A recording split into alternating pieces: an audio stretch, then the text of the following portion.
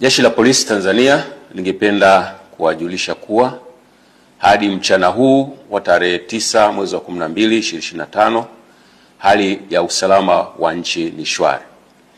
Vyombo vya ulinzi na usalama vinaendelea kuimarisha usalama nchini sambamba na kulinda maisha ya watu na mali zao. Aidha, Jeshi la Polisi lingependa kutoa wito kwa wananchi kuendelea kuzipuuza picha mjongeo na picha mnato zinazoendelea kusambazwa kwenye mitandao ya kijamii zikionyesha kwamba kuna maandamano yameanza maeneo mbalimbali. Taarifa hizo sio sahihi.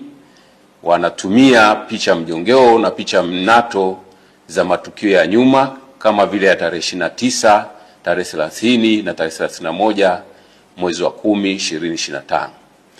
Sambamba na hilo, wenye nia ovu wanaendelea kutumia picha mjongeo za matukio ya nyuma. Kwa mfano, kuna tukio la Juni 2025 ambalo kabila la Wamasai walikuwa wanafanya sherehe zao za jando katika msitu wa Tanapa, lakini imesambazwa kwenye mitandao ya kijamii ikionyesha kwamba Wamasai wameanza kudai haki zao huko jijini Arusha.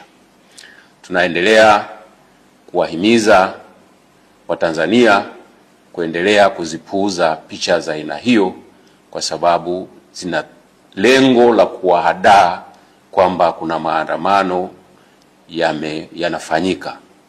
Ikumbukwe kwamba maandamano hayo ambayo yalikuwa yanapewa jina la maandamano ya amani yasiyo na kikomo yalipigwa marufuku toka tarehe 5 mwezi wa 12 2025 kwa sababu hayajakidhi matakwa ya kisheria ikiwepo sheria mama, yani Katiba ya Jamhuri ya Muungano wa Tanzania ya mwaka 1977 na sheria ya polisi na polisi wasaidizi sura 322.